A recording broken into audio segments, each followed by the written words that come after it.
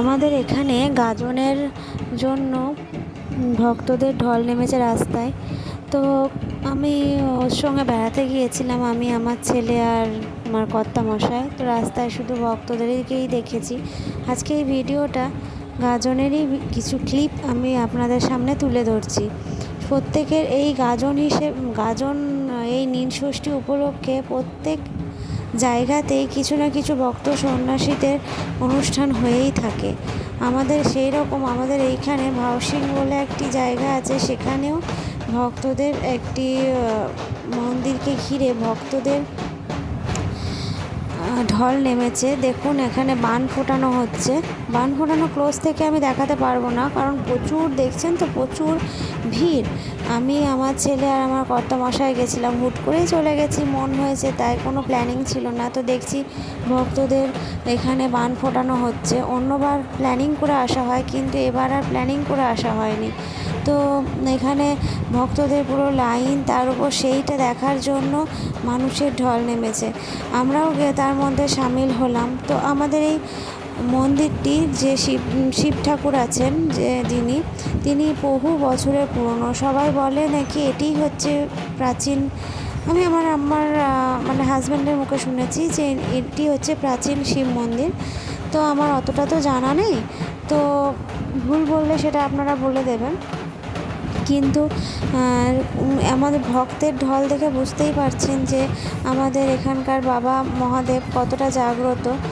যাই হোক, এই ঢাকের তালে তালে বান ফোটানো হচ্ছে। বান ফোটানো জিনিসটা মানে একটু আমার ভয়ই লাগে বলতে পারেন, কারণ আমার একটু যার সামান্য ইঞ্জেকশনে ভয়, তার তো এগুলোতে ভয় লাগবেই। আমার খুব মানে কষ্ট হয় বান ফোটানো দেখলে পরে। আমি অতটা সেরকম দেখি না, কিন্তু আজকে ভিডিও ক্লিপ নেওয়ার জন্য এই বান ফোটানোটা দেখা, এই ক্লিপটা আমার হাজব্যান্ডের ইচ্ছে, আমি নিইনি, কারণ আমি তখন পাপাকে সামলাচ্ছি, পাপাকে দেখছি। তো পাপার অনেক কিছু আজকে তো আপনাদের সঙ্গে কিছু কিছু ক্লিপ শেয়ার করব, ওর আনন্দর উল্লাস সেটা শেয়ার করব এই ভিডিওর মধ্যে দিয়েই। তো এটাই হচ্ছে ব্যাপার যে আমি এই আমাদের রামপুরহাটে যখন আমি থাকি, এই ভিডিওগুলো অতটা হয় না, মানে এই গাজনের অতটা হয় না। আমাদের দেশের বাড়িতে প্রচুর এই গাজনের ধুম।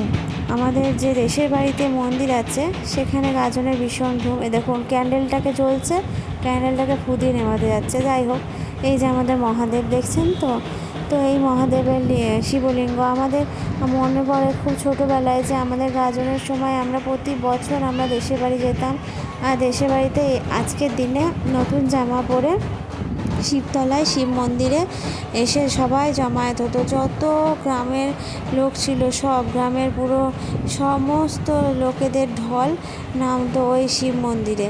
তো মানে একটা তেঁতুল গাছ আছে, সেই গাছের তলায় আমাদের শিব ঠাকুর বিরাজমান।